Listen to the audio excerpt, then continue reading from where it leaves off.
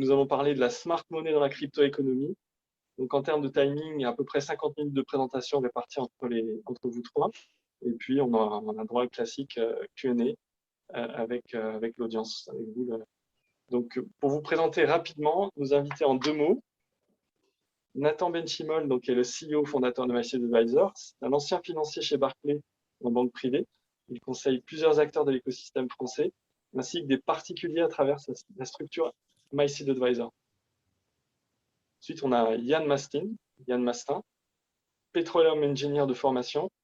Et après plusieurs années dans le domaine oil and gas, Yann prend un virage dans sa carrière et il utilise ses compétences transverses en data science pour devenir trader à plein temps dans l'industrie crypto-monnaie qu'il a fait.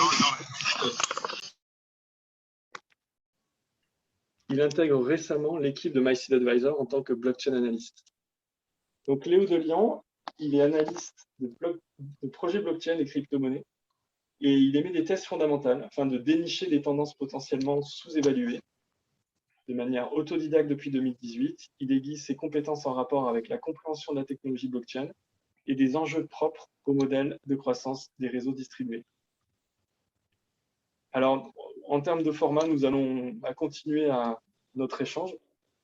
Et la première question qui est adressée à Nathan, c'est plutôt dans cette continuité de description de vos parcours.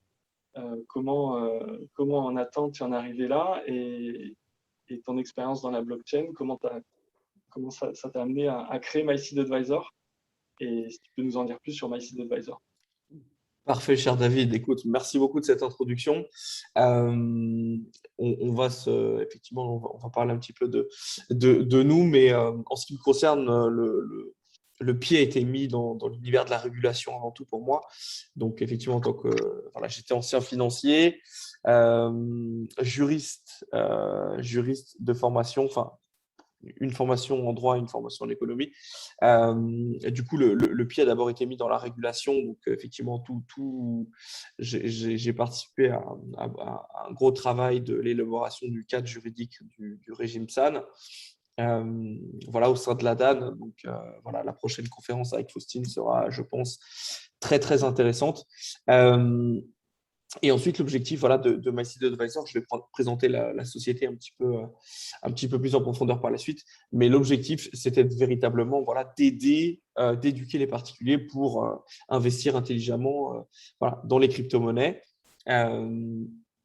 Et du coup, Yann, tu peux commencer la pagination et je vais rapidement survoler un petit peu le parcours de chacun de mes team members. Moi, effectivement, je suis le fondateur du programme. J'ai travaillé dans diverses institutions financières, la dernière en date étant Barclays, que j'ai quitté pour intégrer divers écosystèmes français qui sont bien connus sur Internet, sur les réseaux. Donc avec ce parcours de financier, j'aide aujourd'hui, on aide avec la société les particuliers à investir intelligemment dans des portefeuilles bien construits. Ensuite, je vais présenter le reste de l'équipe. Je peux présenter donc Léo, qui, malgré son jeune âge, est un véritable enfant de la blockchain et l'un des meilleurs analystes fondamentales qu'on puisse avoir en France. Et on a beaucoup de chance de l'avoir parmi nous. Et Yann, qui est très, très pertinent sur tout ce qui va être data, utiliser la data on et off-chain pour construire des modèles de probabilité. La question à court terme qu'il tente de résoudre, c'est est-ce qu'on est plus sur une tendance haussière, une tendance baissière, en tout cas sur le court terme. L'objectif étant de coupler une analyse fondamentale à une analyse technique pour en obtenir quelque chose de très précis. Alors pour vous parler un petit peu de la société, donc on est véritablement un cabinet d'analyse fondamentale indépendant. On ne répond à personne lorsqu'on conduit nos analyses. Et l'objectif, c'est vraiment de vous pitcher des projets, des cryptos, de rédiger sur des projets qui ont le potentiel de surperformer le benchmark. C'est-à-dire, on s'intéresse à des projets voilà, qui vont surperformer les performances du Bitcoin. L'objectif voilà, étant de pouvoir rentrer et d'effectuer ce travail avant justement le smart money, qui est l'objectif de la conférence de ce soir, c'est-à-dire rentrer avant les fonds d'investissement, s'intéresser à ce qui se passe en termes de volume, en termes de stratégie sur les fonds pour rentrer le plus en amont possible. C'est ce qu'on appelle de l'early stage.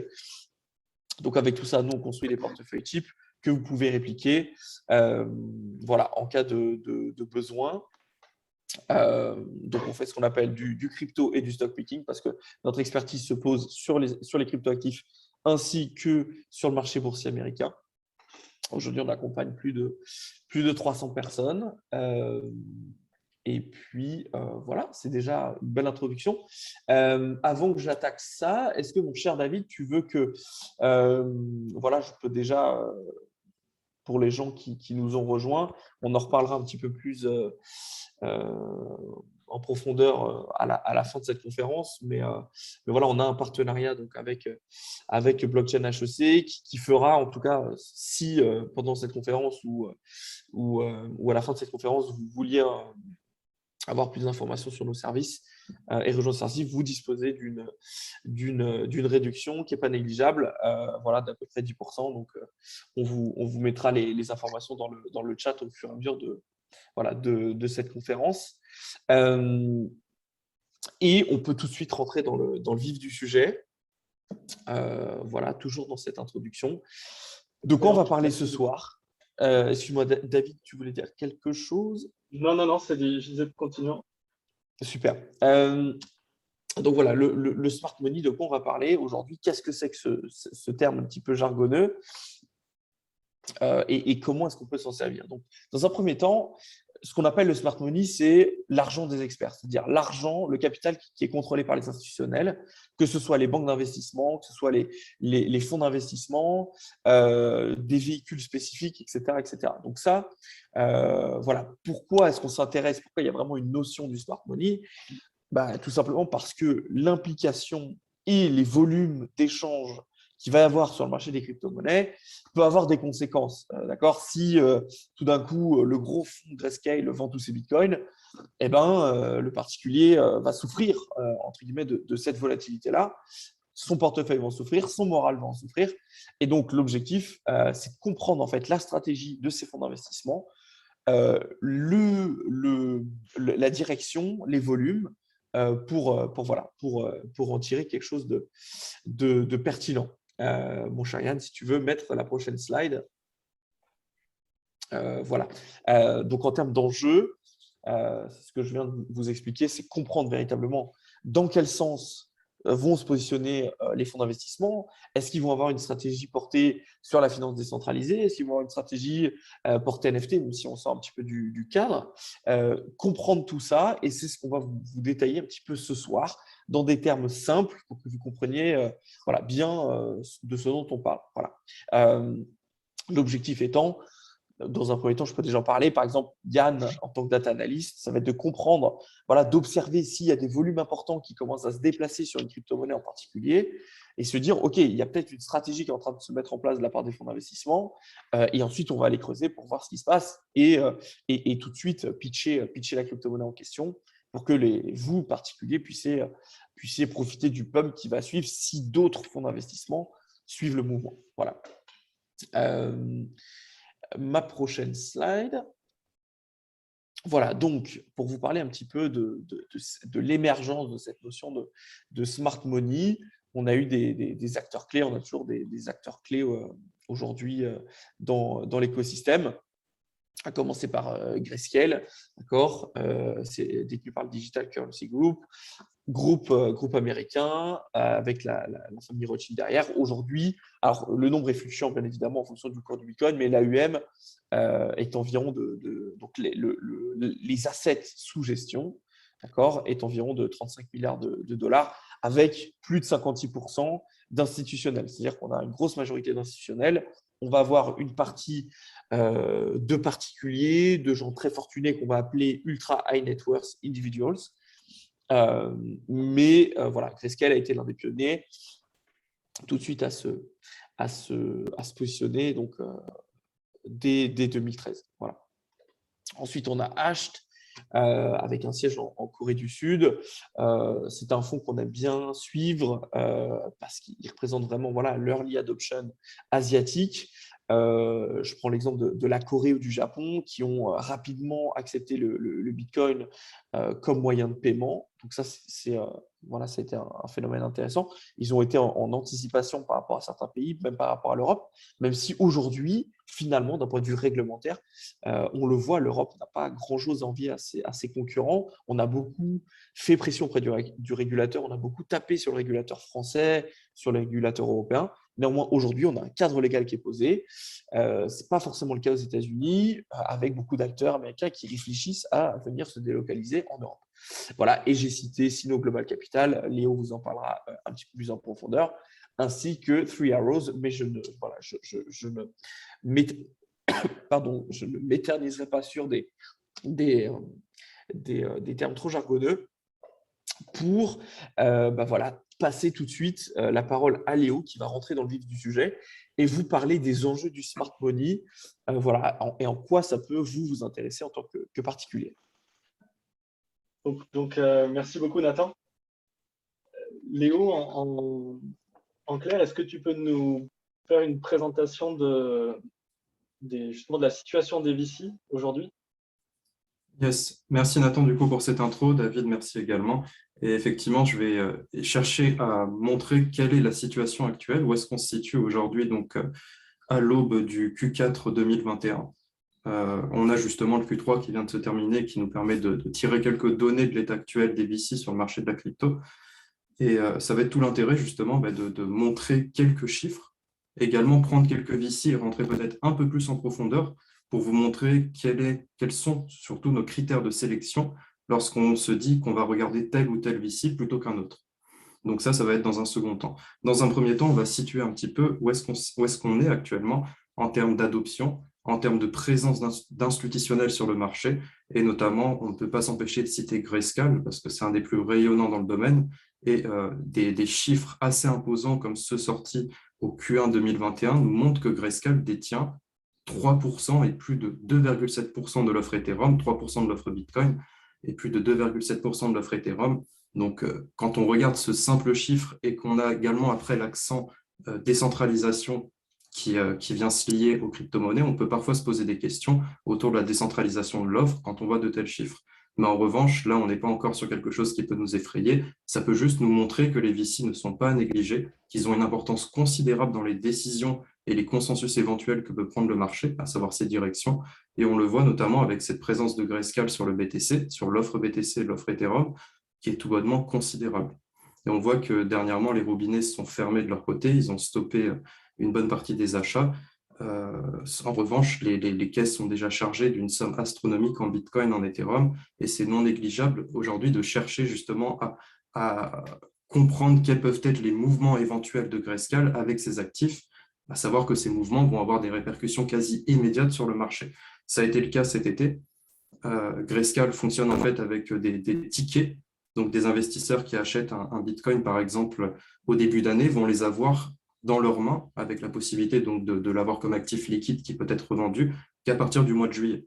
Donc ça a été le cas cette année. À partir du mois de juillet, toutes les personnes qui sont rentrées sur le GBTC au début de l'année 2021 auraient pu avoir la possibilité de revendre leur Bitcoin. Donc ça fait peur au marché, le simple fait qu'on avait un calendrier de déblocage. Donc ça donne déjà l'accent sur l'importance de cerner les comportements, les schedules, donc les calendriers prévus autour des VC et de ce qu'ils vont faire avec leurs actifs, enfin des VC, des institutionnels en général. Et on a donc MicroStrategy avec notre cher Michael Saylor. On connaît tous ce personnage aujourd'hui si on suit un petit peu les médias crypto. C'est donc un des premiers à avoir déposé de la trésorerie de son entreprise sur le Bitcoin. Et notamment, on a ici un graphique qui nous montre à peu près ses prix moyens d'acquisition, ainsi que le total Bitcoin holding qu'il peut avoir. Et on comprend encore une fois l'importance que commencent à prendre les institutionnels sur le marché de la crypto.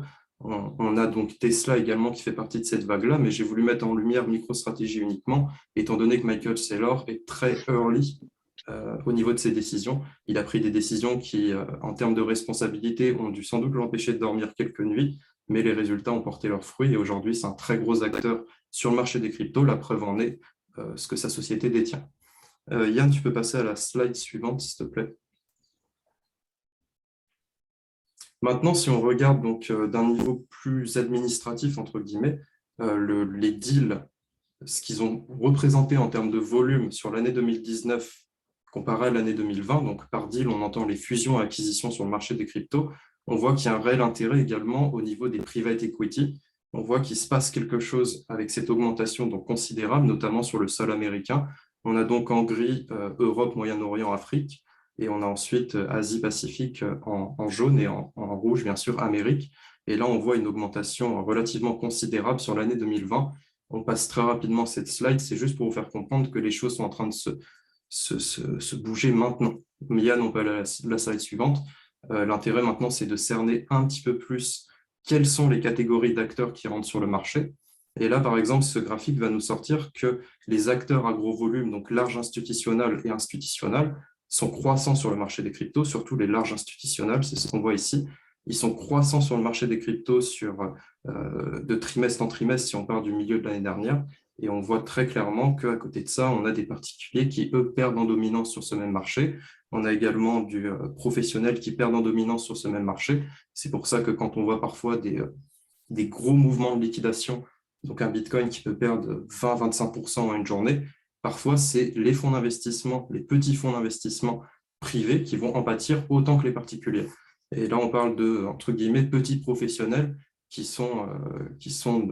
peuvent être de la nourriture, hein, excusez-moi le terme, pour des larges institutionnels. C'est l'idée. À côté de ça, donc là, ce graphe-là, il nous montre que dans le futur, si on suit cette tendance, les larges institutionnels pourraient totalement driver le marché de la crypto. Ils pourraient, donc il y a des aspects avantageux, l'idée que ça aiderait par exemple à avoir un marché super cyclé, donc avec des super cycles. C'est-à-dire que le Bitcoin ne connaîtrait plus les cycles bearish qu'il connaît actuellement, donc à savoir ces enchaînements de 2-3 années où on a un Bitcoin qui sur le total fait un moins 85%, comme on a eu après le bull run de fin 2017. Au début de l'année 2018, on a eu donc un bear market qui a démarré. Et si jamais on a un Bitcoin qui décide de démarrer des super cycles, ça sera sans doute en partie dû aux nombreux milliards de liquidités, voire milliers de milliards qui sont rentrés sur le marché. Et c'est en partie des larges institutionnels plus que des professionnels et des retail, donc des particuliers, qui vont faire rentrer ces volumes capables de rendre le Bitcoin super cyclé. Et l'idée de voir cet actif déjà dans un super cycle, elle est présente dans la tête de beaucoup d'analystes, dans le sens où certains pensent que le Bitcoin est assez mature actuellement pour démarrer du super cycle, dans l'idée où c'est tellement devenu un gros dinosaure en termes de liquidité, étant donné qu'il pèse plusieurs milliers de milliards, que ça sera compliqué de l'amener à un moins 85%, étant donné les acteurs qui rentrent dedans. Donc tout ça permet de backer cette idée d'un Bitcoin super cyclé potentiellement dans le cycle actuel et donc pour les prochains. Moi personnellement, et puis pour beaucoup, je ne suis pas aussi sûr. Le Bitcoin manque encore de maturité. Certes, les institutionnels arrivent, mais ce n'est pas sûr qu'on soit déjà dans un super cycle. En revanche, ces chiffres-là nous encouragent, nous confortent dans cette idée-là. Maintenant, l'intérêt, c'est toujours de garder un esprit critique. On peut passer à la slide suivante. On va rentrer donc, encore une fois, là, on va rentrer plus en détail. Cette fois, on rentre carrément dans les sous-secteurs, histoire de voir comment est-ce que le smart money se comporte en plus de volume, de croissance du nombre de smart money eux-mêmes, comment est-ce qu'ils se comportent avec ces mêmes volumes. Et là, on a justement quelque chose d'intéressant qui s'est passé sur le Q3 2021. On a donc un marché du gaming, donc de l'NFT gaming, qui a augmenté de plus de 110%, qui est passé de 750 millions USD de fonds levés pour ce même marché à 1,3 milliard. Donc ça, entre le Q2 et le Q3 2021. Ça nous montre un réel intérêt pour le gaming. À côté de ça, on voit qu'il y a un investissement centralisé sur des protocoles issus notamment d'Ethereum. Donc, on voit que les notions de décentralisation maximaliste, elles sont toujours présentes, étant donné qu'Ethereum, actuellement, en termes de décentralisation, il reste un leader incontestable, comparé à d'autres protocoles Layer 2 qui permettent de construire des applications de gaming et d'NFT. Ethereum, donc, mène la danse sur tout ça. À côté de ça, on voit des protocoles à ambition multi-chain également. Aujourd'hui, ça devient de plus en plus possible avec l'EVM qui se développe, qui permet à des blockchains compatibles à Ethereum de permettre aux développeurs d'Ethereum de dupliquer leur app facilement dessus. On a donc des blockchains dédiées au monde du gaming comme Flow par exemple, comme Celo. On va pouvoir revenir sur Flow un peu plus tard. On a des blockchains qui sont dédiées à ce monde-là qui commencent à naître également. Donc, on voit vraiment cet intérêt qui naît, notamment les VC nous l'ont prouvé sur le Q3 2021. À côté de ça, on voit que la DeFi, elle, chute et passe donc de 815 millions de fonds levés sur le Q2 à 395 millions sur le Q3 2021. Et là-dedans, on peut venir y mettre l'argument de l'inquiétude autour de la régulation. C'est quelque chose qui est présent depuis très longtemps, mais cet été, il y a eu des arguments qui sont revenus autour du fait que Uniswap est certes une plateforme décentralisée, mais Uniswap a des bureaux, a une équipe qui bosse sur le développement du projet, sur la maintenance du projet, a également une notion de centralisation pour son site web, c'est-à-dire que son site web, cette base que vous avez quand vous allez sur Uniswap qui vous permet de faire des swaps, elle n'est pas sur la blockchain, c'est les contrats uniquement qui le sont. Et donc, si demain Uniswap a un poids des régulateurs, ça pourrait les nuire, même si on entend une certaine décentralisation quand on fait référence à cette application. Maintenant, donc, la DeFi, avec le poids de la régulation, on a vu que les institutionnels, c'est sans doute une des motivations, ont pris du recul et se sont dit on va peut-être diminuer et aller sur le gaming. Et là, on le voit donc, cette inquiétude s'est répercutée sur le Q2, Q3 2021. Au même moment, on a eu des news autour de Binance avec sa régulation, on a eu des news autour de FTX, on a eu un poids du régulateur que tout le monde a remarqué sur l'été 2021. Et maintenant, on a donc des répercussions propres sur le marché de la crypto et à savoir directement dans les smart money. On peut passer à la slide suivante et rentrer donc sur les valuations des plus grosses sociétés du domaine crypto. Alors, il faut savoir que ce tableau a été fait et justement, j'ai mis en avant Dapper Labs, qui est donc la société qui développe Flow. Vous le voyez, je l'ai mis en avant avec une petite flèche.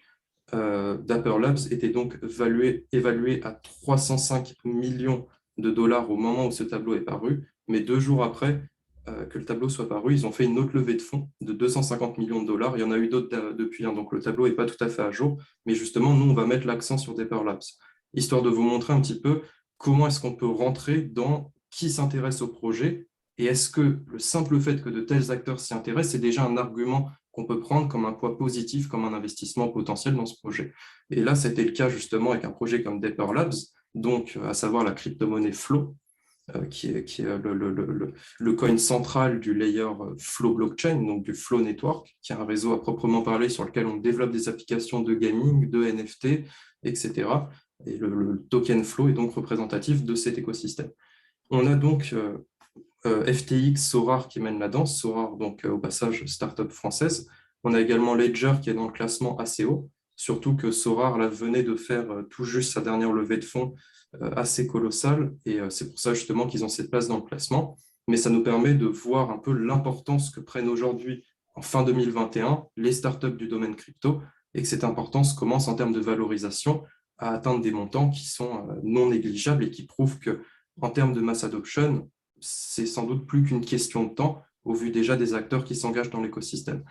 Là, donc, si on re-rentre dans Flow, enfin, moins général, et rentrer plus dans Dapper Labs, ça détient donc le réseau Flow, CryptoKitty, que vous connaissez peut-être, qui a été une des premières applications DeFi sur Ethereum et qui a justement montré au grand jour les limites apparentes du réseau autour de sa capacité à gérer un nombre important de transactions. C'était donc CryptoKitty qui en a été responsable. Vous avez la petite tête de chat innocente qui est juste là, mais pourtant, elle n'en est pas des moindres au vu de ce que je vous ai dit. À côté de ça, on a NBA Top Shot. NBA Top Shot que vous connaissez peut-être. Vous l'utilisez même peut-être si vous aimez le basket, parce que ça a été mis pas mal en avant par la NBA. Et sans doute que vous ne savez même pas que c'est basé sur le réseau Flow et que vous utilisez du coup une DApps, une application décentralisée, à travers NBA Top Shot. Donc là, si on prend Dapper Labs il possède CryptoKitty, il possède NBA Top Shot avec une licence de la NBA, du coup, pour pouvoir émettre des collectibles autour de la marque NBA et des joueurs, et également le réseau Flow. Et donc, Dapper Labs, si on part sur le principe qu'il y a ces trois activités dans son écosystème, maintenant, on va aller cerner quels sont les investisseurs dans la startup en elle-même, mais également les sous-investisseurs qui peuvent être présents dans NBA Top Shot, dans le token flow en lui-même et également, pourquoi pas, sur CryptoKitty. Donc là, on va passer à la slide suivante. Et nous, justement, on a poussé une analyse des investisseurs présents dans Dapper Labs et on a pu remarquer et mettre en lien des faits qui sont très intéressants et qui peuvent donner un gage de crédibilité au projet, d'ores et déjà qu'on n'a pas forcément beaucoup d'informations autour de celui-ci, on a juste celle-ci, mais nous donne déjà un gage de crédibilité. Donc, les smart money, certains de leurs rapports, c'est cette crédibilité qui est présente dans le projet naturellement à partir du moment où le nom de telle ou de telle venture apparaît aux côtés du projet. Et là, justement, quand on creuse les sites, enfin sur le site de Flow de Dapper Labs, les différents investisseurs qui sont rentrés dans le projet, on peut voir notamment Venrock. Alors, je ne sais pas si certains connaissent Venrock. Moi, je ne le connaissais pas personnellement, mais quand je suis rentré, comme d'habitude, je me suis renseigné sur chacun des VC. Et puis Venrock, en fait, c'est l'abréviation de Venture et de Rockefeller. Donc, c'est une famille qui a réussi sur les marchés, qui a réussi sur l'investissement, qui a lancé donc Venrock.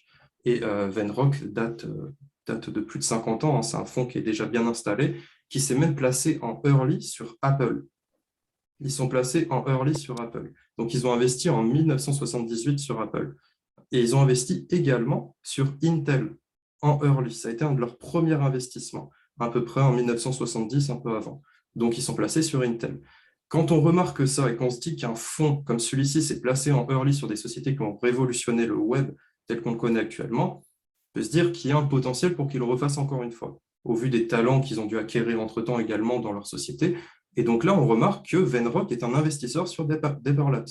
Mais si on ne connaît pas Venrock et qu'on regarde juste sur le site de Flow, on n'a pas cette information. C'est pour ça qu'il est important de creuser l'identité des VC, de savoir d'où vient leur argent initial, dans quoi ils ont pu investir déjà, quelle était leur vision, quels sont leurs marchés également de prédilection, et derrière aller chercher une potentielle crédibilité, un potentiel gage de sûreté dans notre investissement.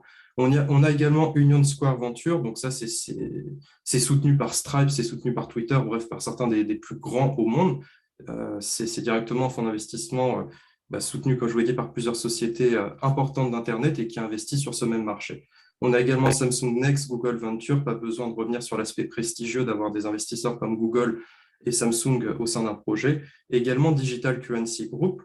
Donc Digital Currency Group, quand on le voit parfois sur des sites comme un investisseur potentiel, on ne fait pas le lien. Mais comme l'a dit Nathan tout à l'heure, Digital Currency Group, c'est Grayscale. Ça signifie qu'aujourd'hui, on a des acteurs similaires entre Grayscale et Digital Currency Group qui se passent la main et qui ont investi ensemble sur un projet comme Dapper Labs, chose qu'on n'aurait pas comme information si on ne fait pas le lien entre Grayscale et le DCG.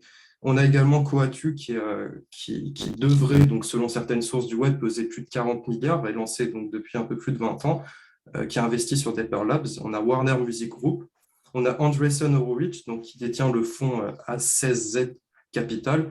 Vous verrez sous ces deux noms, parfois sur des sites, vous verrez A16Z. Et en fait, vous pouvez remonter donc à la base de ce fonds-là. Mais en fait, si on reprend déjà un des arguments clés, c'est que c'est un des principaux actionnaires de Coinbase aujourd'hui. Donc déjà, rien que cet argument, au vu de la valuation de Coinbase, nous donne une idée des fonds à disposition et du potentiel également de réseautage, de mise en connexion et autres qu'ils peuvent avoir au vu de leur présence déjà dans la finance tradie qui déborde sur la finance décentralisée aujourd'hui. On a également donc des personnes, hein, là c'est plus l'aspect fame entre guillemets qui est mis en avant que le réel aspect smart money, mais la fame peut être un apport pour le projet, à savoir que ça peut être des canaux de diffusion pour augmenter la base d'utilisateurs autour du Flow Network très rapidement. On a donc Will Smith, Michael Jordan, Kevin Durant qui vont être liés au basket, donc le lien est directement fait avec NBA Top Shot. On a également des chanteurs comme 2 Chainz, comme un chanteur du groupe Muse qui sont dedans. Bref, tout ça, c'est pas forcément ce qui nous intéresse le plus, mais c'est des faits à prendre en compte quand on voit que pour faire exploser un network blockchain aujourd'hui, la composante principale, c'est l'effet de réseau, à savoir la base d'utilisateurs qui vont être capables d'adopter une routine d'utilisation et générer des frais, des transactions tous les jours sur ce même réseau. Donc là, ça nous permet de scinder rapidement que lorsqu'on voit des noms comme investisseurs sur un site de projet crypto, c'est important d'avoir la carte d'identité dans sa poche de qui sont ces investisseurs, d'où vient leur argent, combien est-ce qu'ils peuvent avoir. Alors là, par contre, vous rentrez dans une recherche assez deep, entre guillemets, parce que vous allez voir des articles qui se contredisent et autres, et donc il faut faire appel bien sûr à notre bon sens. On peut passer à la slide suivante. En dehors de la crédibilité donc, qui est apportée par des noms comme Venrock ou comme Google, Samsung quand ils investissent dans un projet, on a également le soutien direct, le soutien physique d'un VC sur son projet. À savoir que, par exemple, un VC comme Sino Global va permettre aujourd'hui à un projet US d'avoir des supports de traduction et d'acquisition de talents locaux pour, par exemple, le territoire asiatique. Et ça va nous donner un lien, une présence dans un pays où on n'est pas pour augmenter la rapidité de développement du réseau, la rapidité de développement du projet, chose qui aurait pu prendre des mois, aurait pu nécessiter des coûts et autres. Donc là, on voit déjà réellement la présence d'un smart money, étant donné qu'il pousse son projet à l'adoption sur un nouveau sol, avec une capacité donc énorme de génération de transactions et autres, quand on parle notamment du continent asiatique. Ils ont des sociétés d'audit partenaires également. Donc là, ça permet de rassurer les investisseurs futurs d'un projet parce qu'il va être encore plus audité. Ils ont parfois des réseaux DeFi complémentaires. Donc, c'est le cas, par exemple, de Freehouse Capital qui a lancé son fonds spécialisé Defiance Capital qui regroupe dans sa team certains des personnes qui ont été dès le premier jour sur la plateforme Sushi en train de faire du farming. Donc, autant vous dire qu'au niveau du réseau, il doit y avoir un sacré réseau du secteur DeFi. Et donc, tout ça permet à des projets d'être, pourquoi pas, incorporés dans tel ou tel protocole.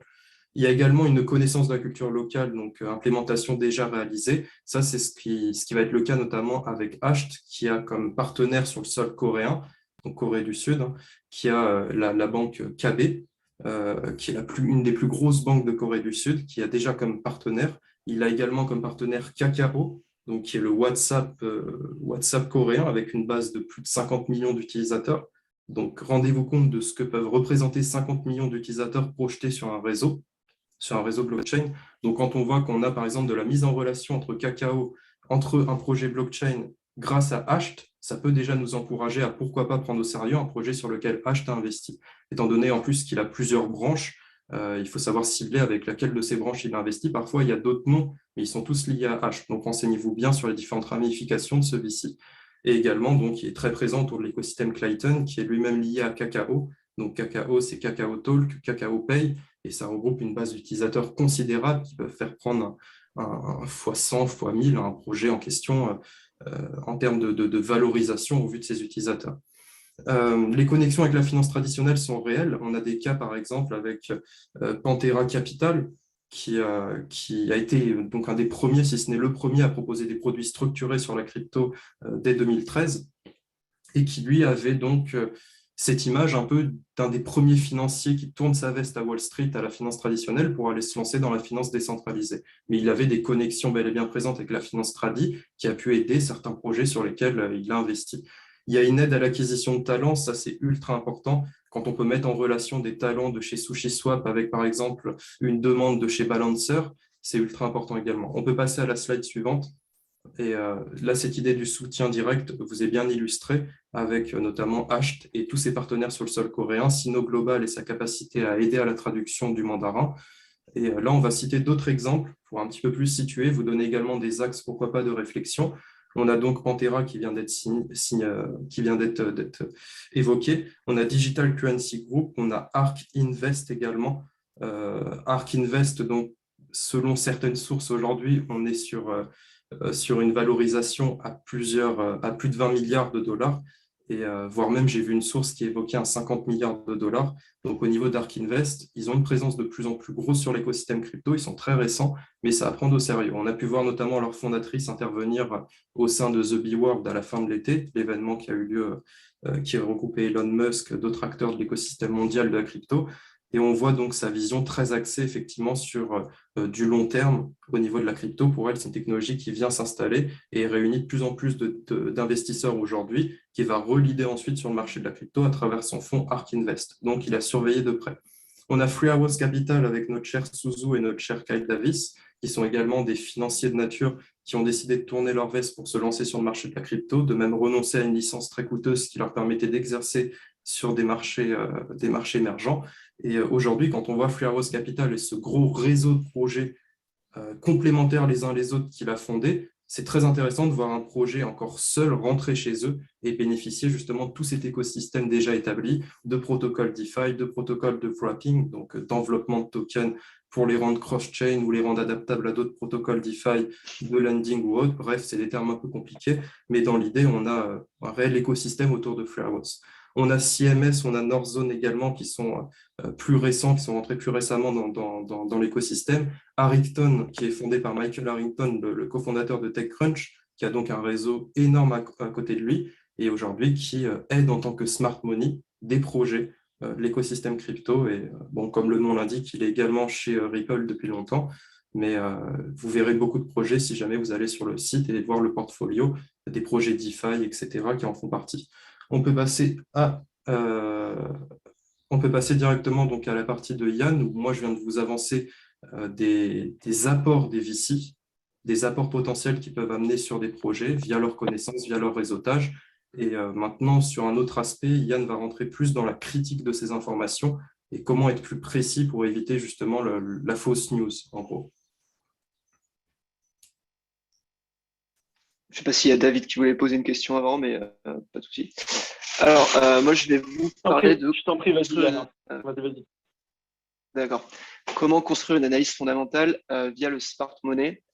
Donc, dans ma présentation, je vais vous parler des bonnes pratiques que nous, on utilise, certaines bonnes pratiques qu'on utilise qui pourraient vous servir pour mener à bien une analyse fondamentale et comment on a intégré les données qui sont disponibles via la blockchain ou des données off-chain, on-chain, off-chain, à cette analyse. Donc, au départ, on va parler analyse fondamentale. Donc, c'est quoi? Donc, la définition de base, c'est déterminer la valeur intrinsèque d'une action qui est la véritable valeur à distinguer du prix qui s'échange sur le marché. Donc, pour faire simple, la valeur intrinsèque qui est déterminée à la suite d'une analyse fondamentale, si elle est supérieure au prix où l'asset s'échange sur le marché, ben, votre analyse montre que c'est plutôt une bonne affaire de l'acheter au prix actuel. Donc l'analyse, enfin l'explication de tout ça, je vais le faire en deux grosses parties. Donc l'analyse fondamentale dans l'industrie des crypto-monnaies en 4 étapes et l'analyse fondamentale adaptée à la smart money en 3 étapes. Donc étape 1, on parlera de l'analyse du concept.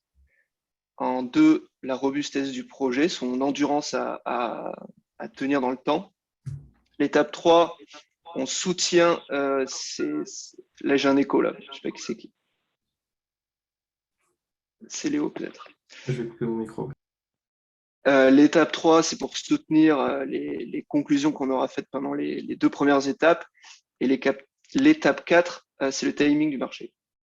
Pour l'analyse fondamentale, adaptée à la smart money, on parlera de la traçabilité des ordres on-chain, comment on recoupe nos données entre les différents venture capital. Et on parlera de l'importance de la connaissance des investisseurs qui sont derrière les venture capital, comme l'a expliqué Léo. Donc, ces 4 étapes, ça regroupe ce qu'on appelle une analyse fondamentale en crypto-monnaie. Donc, l'étape 1, au départ, quand on fait une analyse fondamentale, on va piquer des projets qui suscitent un premier intérêt.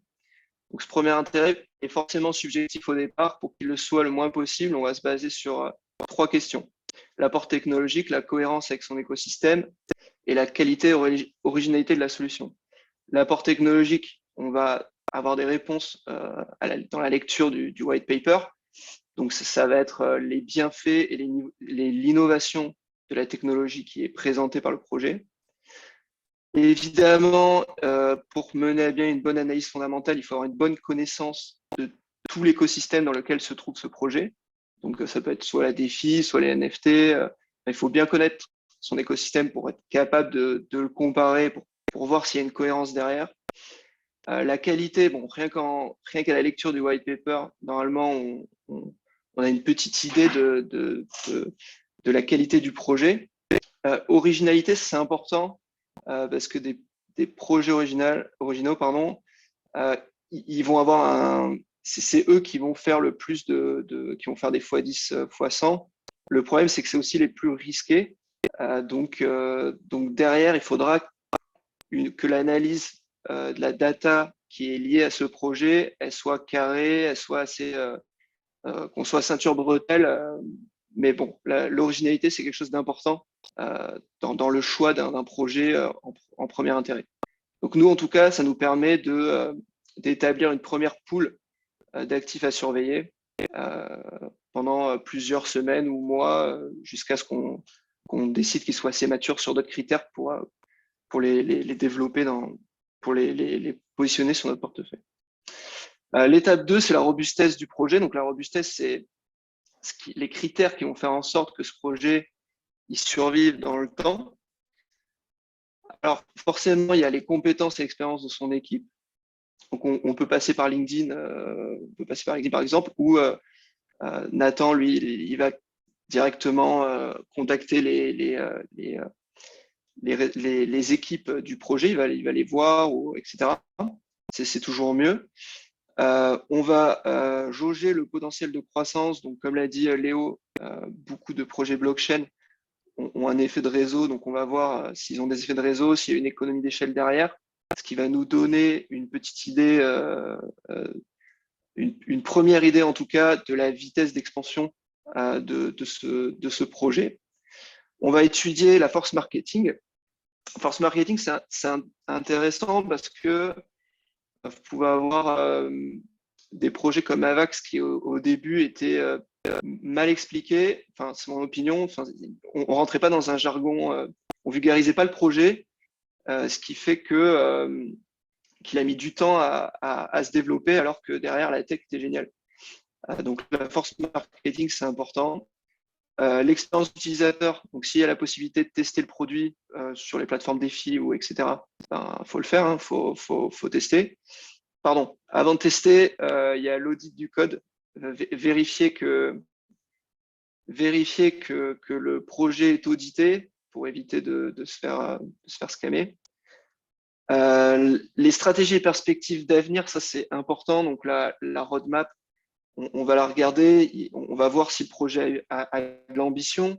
S'il en a pas assez, il va se faire manger par des projets concurrents. Il ne faut pas qu'il en ait trop non plus. Donc ça aussi, on va le jauger. Et évidemment, l'étude de la concurrence. Donc ces deux premières étapes sont très qualitatives et subjectives, ce qui fait qu'on a besoin de données concrètes pour nous aider en fait à valider notre prise de décision et valider nos conclusions ou invalider qu'on s'est posé lors des deux premières étapes. Donc pour ça, dans les premières data qu'on va regarder, c'est la tokenomique. Donc la dynamique de l'offre fait partie de la tokenomique. Donc là, pour faire simple, si vous voulez, il y a une offre qui est émise sur les 12 premiers mois, mettons, du projet. Et cette offre, vu que nous, on va rentrer en early stage, on va faire gaffe à ce qu'elle ne soit pas trop grande, cette offre.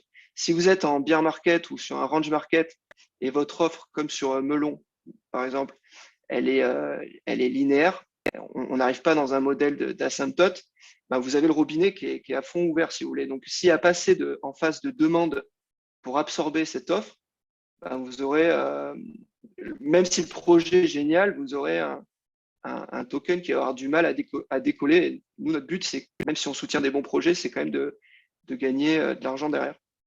Donc, on va aller se positionner sur des projets qui, sur des projections de 12 mois, ça reste des projections, atteignent une asymptote assez rapidement. Donc, faut pas qu'on se positionne sur l'asymptote, sinon c'est trop rare et nous, on veut quand même en accumuler. Mais juste avant la fin, c'est une bonne idée, quoi. Donc voilà, le but, c'est d'avoir un token, un projet qui soit quand même déflationniste.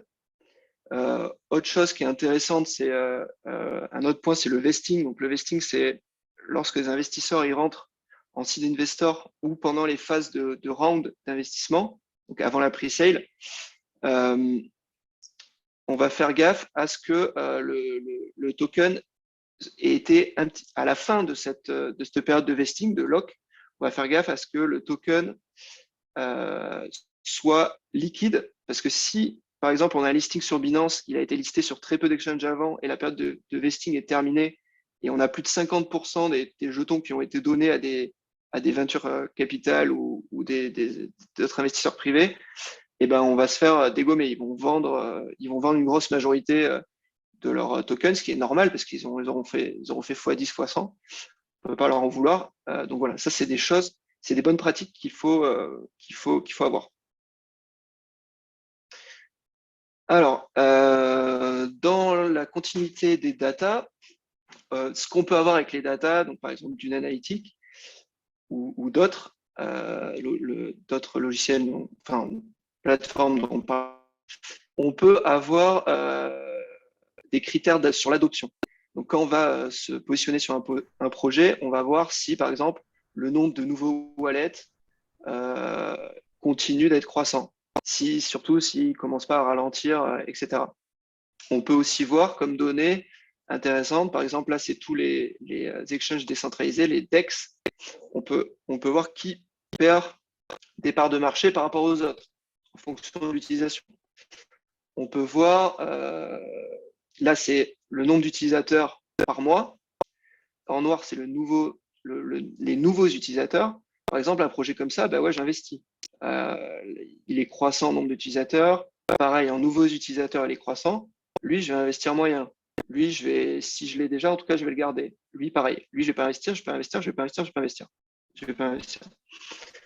En tout cas, basé sur ce critère. Évidemment, après, les critères, il faut les recouper avec les autres. Voilà. Pour la plupart des analyses fondamentales, on utilise quand même les flux monétaires au sein de l'entreprise. Tout ce qui est price to sale et price to earning ratio. Donc, c'est des critères qui sont utilisés quand on fait une analyse fondamentale sur la bourse. Nous, on l'utilise peu pour l'instant, même si ça pourrait être utile, on l'utilise peu parce que les actifs sont pas assez matures. Encore, la crypto-monnaie, c'est pas assez mature pour pouvoir comparer l'historique d'une année à l'autre sur les profits qui ont été faits. Voilà. Dans l'étape 3, on fait des critères cas par cas. Ça peut être une analyse SEO, l'activité GitHub, mais attention à l'activité GitHub parce qu'il y a pas mal de projets qui trichent. Et on peut faire aussi ce qu'on fait chez nous, une comparaison des dApps, donc des applications décentralisées en fonction du nombre d'utilisateurs, donc par mois, qui est renouvelé par mois, où on regarde les changements tous les mois, et ça peut nous donner des bonnes surprises. C'est comme ça qu'on a trouvé certains projets intéressants. Voilà, donc ça, c'était pour la partie data qui consolide notre analyse qualitative avant.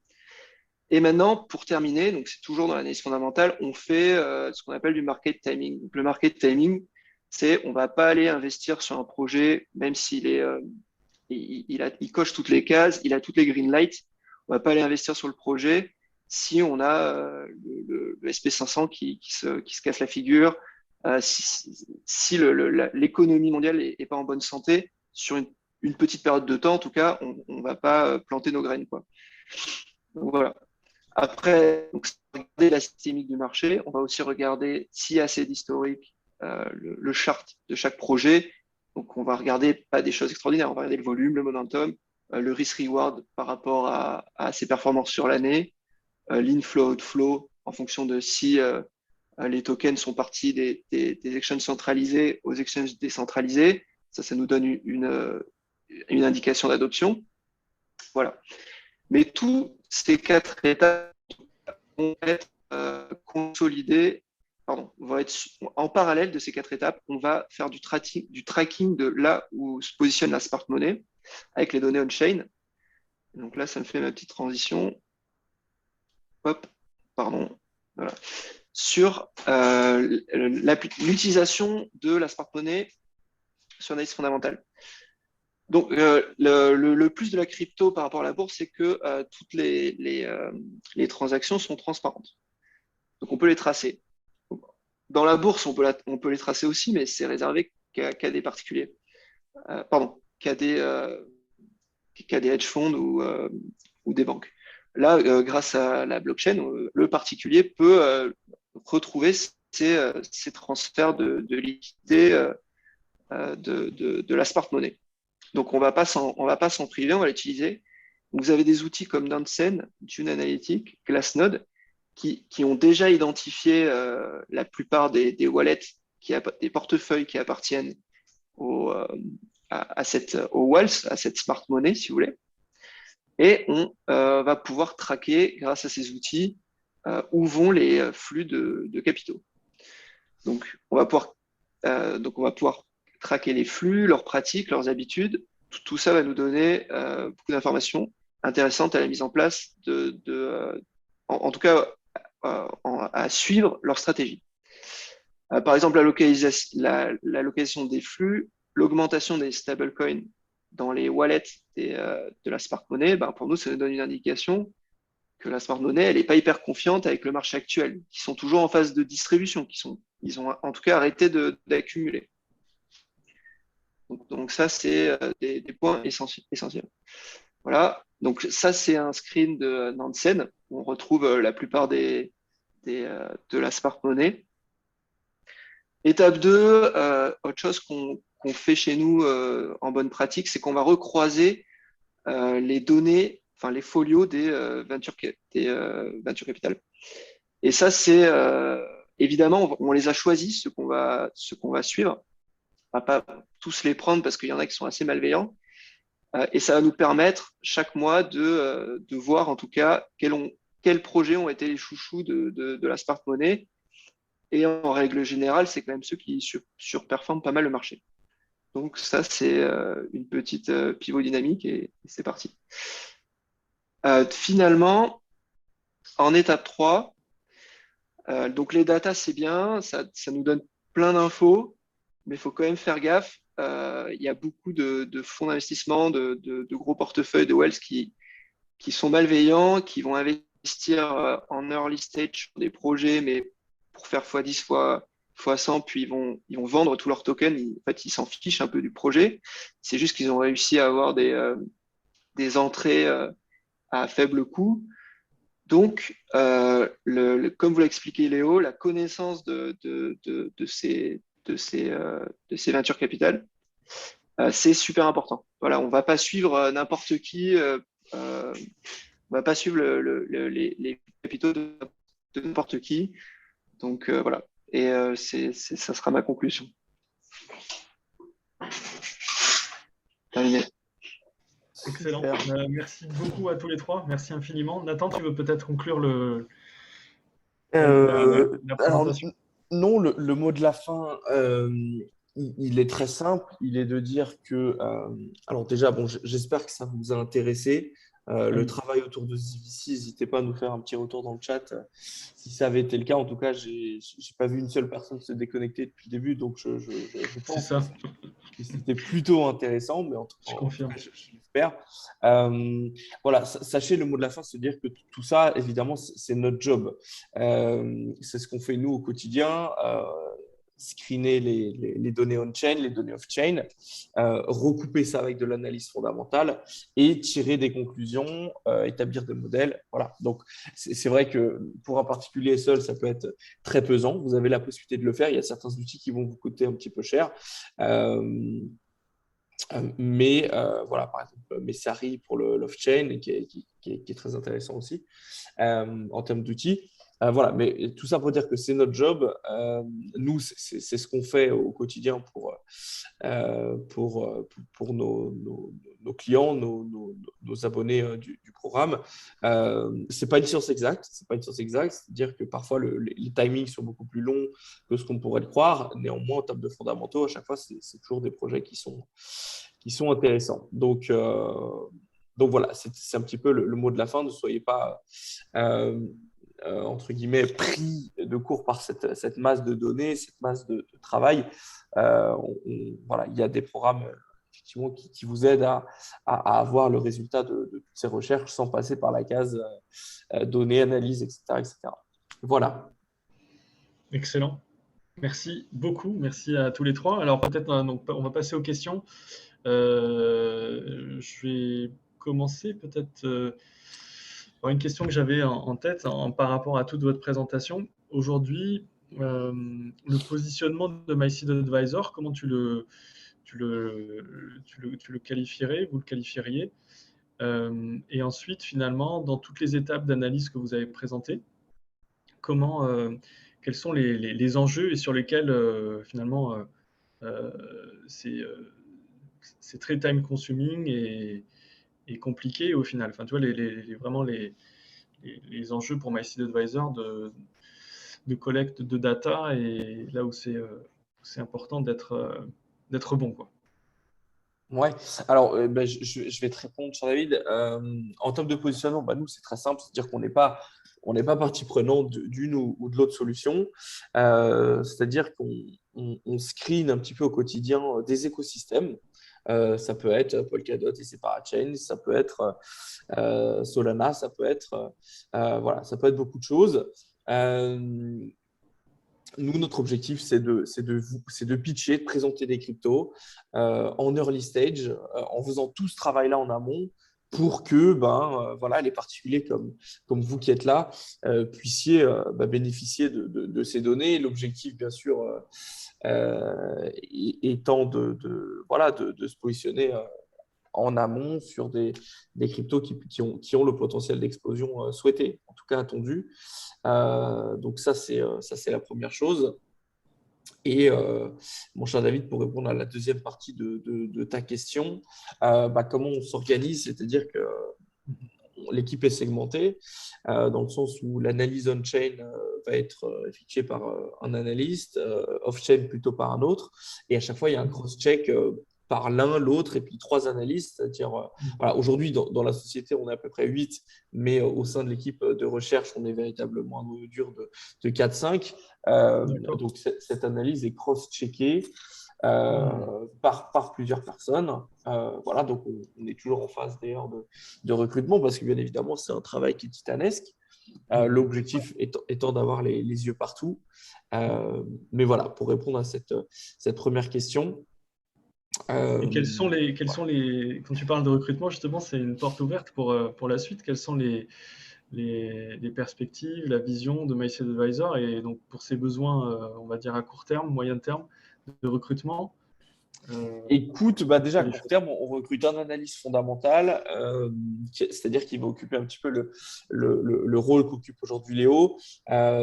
Forcément, c'est pas quelque chose qui se trouve au coin de la rue et c'est quelque chose qui se développe sur des années. Mais voilà, on a des pistes. Et en général, c'est vrai que les profils qui reviennent souvent sont les mêmes.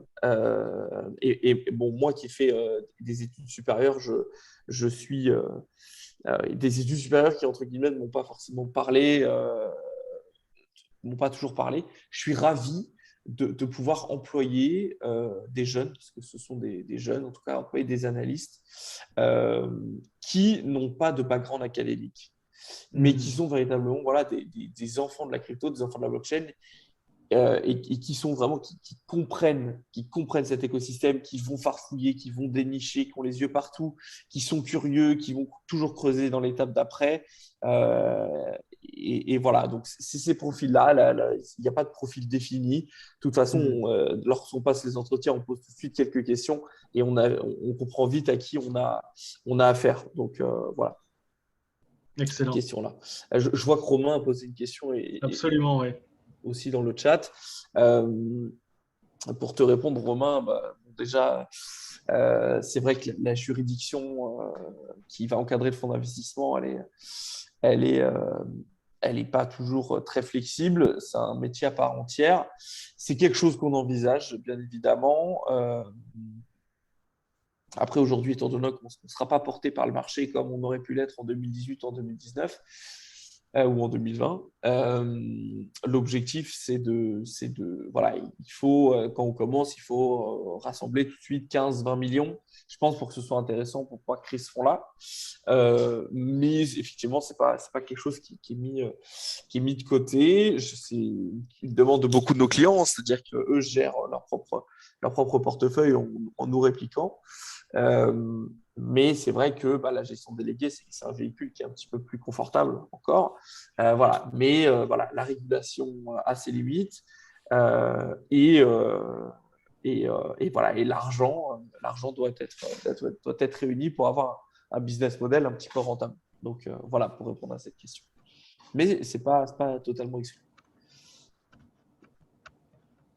Ok. Peut-être d'autres questions. Une autre question peut-être que j'avais, mais c'est vrai que j'ai eu des coupures dans la connexion, donc j'ai peut-être pas forcément tout suivi, et peut-être que c'est des points qui ont déjà été abordés.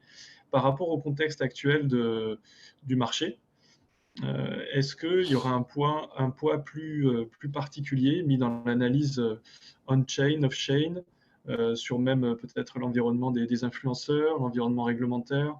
En fait, cette analyse globale, est-ce que, si on la dissèque un peu, est-ce que par rapport au marché actuel, est-ce qu'il y a un poids particulier sur différents aspects?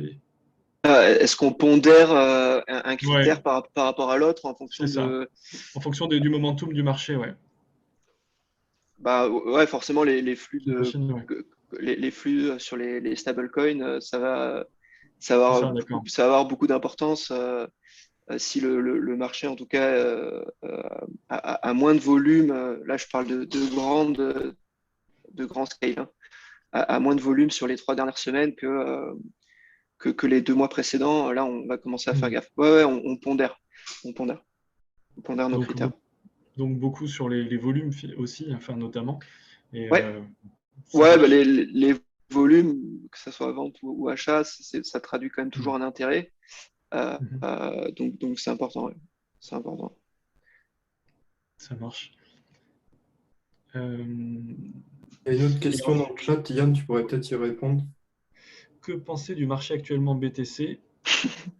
Super, dominance BTC, alt. Y a-t-il un effet instit? Euh, C'est marrant, Abonnez-vous on vient de répondre à cette question hier pour le moment. ouais, moi j'avais 4 points. Il y avait un point analyse technique, ouais, juste graphique. Donc pourquoi il y a cette dominance importante du BTC. Donc il y avait un point graphique, c'est qu'on était très proche d'un niveau charnière hebdomadaire qui dimanche, enfin du coup dimanche, ça a fait un petit effet, si vous voulez, magnet, quoi. On a tenté de le casser, de se positionner dessus. Ça a été rejeté dimanche, ce qui fait que beaucoup d'énergie est partie des alts pour essayer de casser ce niveau. Ça, c'était le point technique. Il y a un deuxième point qui était lié au risque. À chaque fois qu'on a des retracements, après une période de correction du BTC, on a toujours le BTC qui part en premier, qui est suivi des alts. Alors, c'est pas vrai au début. Au tout début, on a tellement des risk-reward intéressants pour les traders qui sont agressifs en spéculation que les alts vont, en même temps que le BTC, récupérer. Mais après, si vous voulez, cet argent va partir en vase communicant, repartir sur le BTC ou partir en stablecoin, tout simplement parce que vu qu'on était dans une phase d'incertitude, de correction, on va pas, enfin en tout cas moi, je vais attendre d'avoir des confirmations sur le BTC qui lead quand même, qui conduit le marché, avant de me positionner sur les alts. Donc au début, elles suivent, après elles font rien, elles attendent que le BTC se positionne sur des cas. Et là, le BTC, il est monté très haut, très haut, très haut, très haut pour confirmer. Et vu que la confirmation était tellement haute, bah, les alts, elles ont attendu, elles ont attendu, elles ont attendu. Et voilà. Après, il y avait une troisième cause, je ne sais plus ce que j'avais mis faut que je retrouve. Bon, une quatrième cause, c'est aussi que le BTC, il y a le Lightning Network qui est en train de redonner un petit peu de poids en termes de fondamentaux au BTC. Il y a le pricing en ce moment de l'ETF, de la validation de l'ETF par la SEC aux US.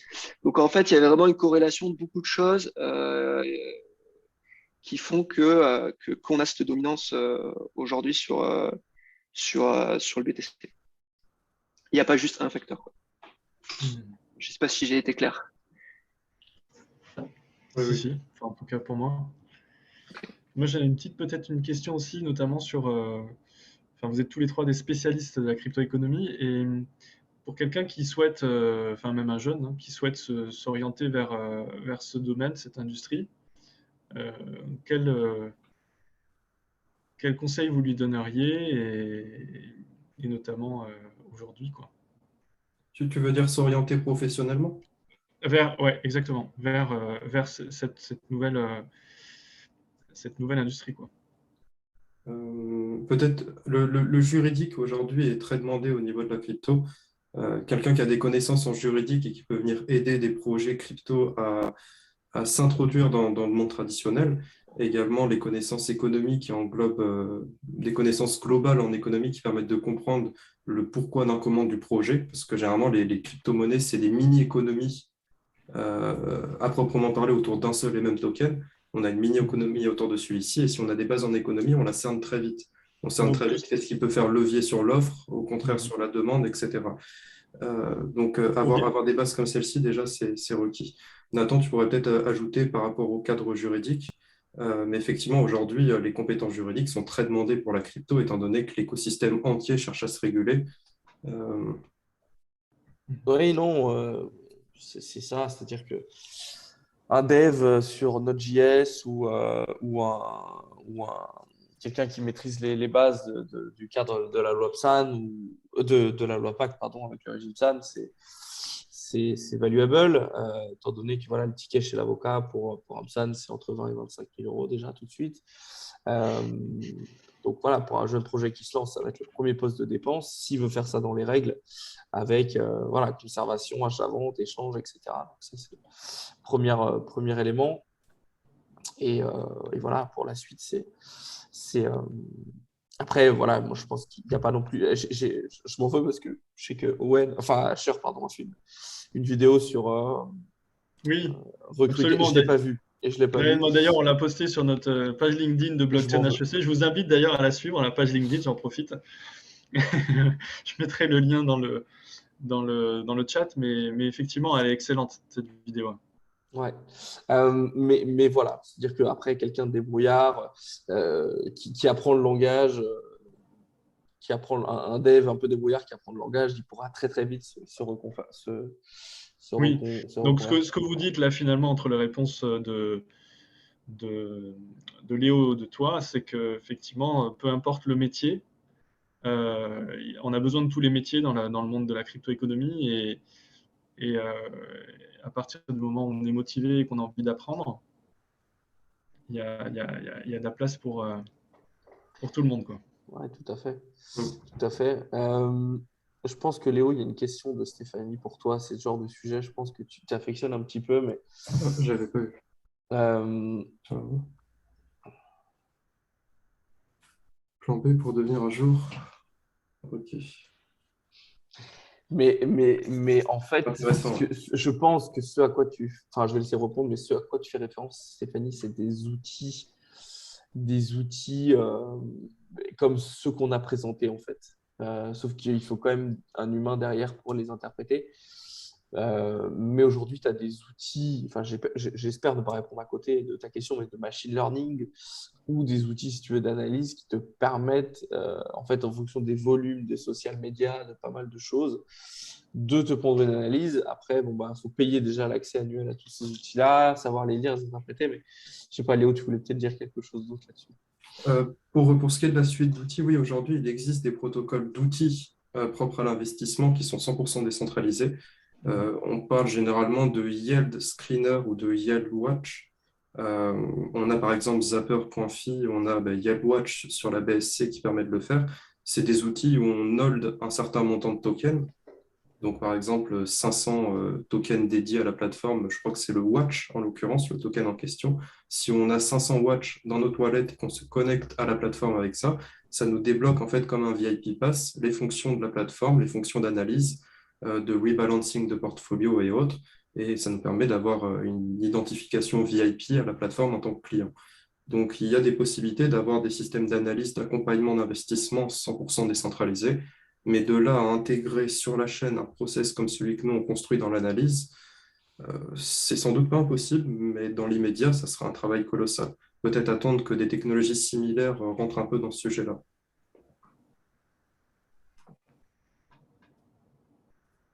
Eh bien, ravi, Ouais. ravi, Bah, écoutez, ravi. impeccable. Les sujets DAO, ça me fait penser à la DAO, la question de Stéphanie, justement. de manière générale. C'est des projets dans lesquels aussi enfin, il y a eu une hype à un moment donné, mais vous investissez également, enfin, vous préconisez, vous avez regardé également des projets DAO. Alors, les DAO, en fait, c'est un des axes primordiaux de l'analyse fonda. On va regarder en fait comment fonctionne le DAO, par qui est-ce qu'il a été construit, parce qu'on a des standards aujourd'hui qui permettent des sociétés prestataires qu'on va contacter et qui vont gérer notre DAO. Puis si on voit que aujourd'hui un projet crypto se lance et fait appel au même prestataire qui a été utilisé pour le DAO de gros projets DeFi, ça peut rassurer. Donc, on met un gros accent sur le DAO également, jusqu'à quel point le projet s'est distribué, parce que plus il se distribue, plus il est assujetti à des risques comme les whales, comme des comportements humains qui peuvent être propres à une adoption qui n'est pas à 100% lors des votes, une participation pardon, qui n'est pas à 100% lors des votes. Et là, on a des protocoles comme Polkadot, par exemple, qui ont créé des seuils de participation qui s'adaptent au nombre de participants, qui sont très intéressants. Et nous, justement, on est friands de cela, c'est de voir jusqu'à où le DAO a été poussé, jusqu'à où la réflexion sur les limites, entre guillemets, humaines de la démocratie a été poussée. Et parfois, sur un tout autre aspect, voir quel est réellement l'intérêt du token dans tout ça. Est-ce qu'il y a par exemple des mécanismes anti-whale qui nécessitent un blocage du token ou autre qui peut lui faire prendre de la valeur? Est-ce qu'il y a des mécanismes anti-spam qui nécessitent un blocage pour donner un proposal au DAO, donc pour position de mise à jour, etc. On va rentrer justement beaucoup dans le détail du DAO parce que c'est un des arguments clés autour du potentiel du projet, à savoir avec quels moyens et comment va-t-il être gouverné dans le futur, étant donné que sa communauté devrait faire que grossir. S'il y a des soucis aujourd'hui, ceux-ci, ça va être de même, ils vont faire que grossir et être de plus en plus difficile à stopper, donc on porte un gros accent dessus. Ça marche. Très bien. Bah, écoutez, je pense que peut-être un mot de la fin, Nathan, si tu veux encore, ou on arrive au bout. Ah, je pense qu'on a tout dit. Bon, c'est un conseil d'investisseur. Bien évidemment, ne mettez jamais tous vos billes dans le même panier, même si vous identifiez un projet pépite. Voilà, des structurations de portefeuille que j'apprécie tout particulièrement, ça va être voilà, une tranche significative de BTC, pareil pour le TH, et après un altcoin, alors à moins que ce soit quelque chose de très capitalisé dans le top 20, mais doit rarement dépasser 7% de votre capital. Voilà. Combien Si tu vous dis devez- 2%? 5, je dirais, 5. de votre capital total, de votre portefeuille en tout cas, de votre portefeuille, pour construire votre folio. Donc voilà, ce sera le mot de la fin là-dessus. Merci beaucoup, Nathan. Merci Yann, merci Léo. Merci infiniment pour votre présentation. Merci à vous. Et puis encore une fois, je vous invite donc à aller faire un tour sur le site de myseedadvisor.com avec un nouveau partenariat avec Blockchain HEC et une réduction de 10% sur l'offre actuelle. Donc allez-y, ça vaut le coup. Et puis encore merci. Et la vidéo sera en replay à partir de demain sur notre site. Encore merci et puis très bonne soirée à tous. Top. David, Merci Merci. beaucoup. Au revoir. Merci, au revoir. Merci. au revoir.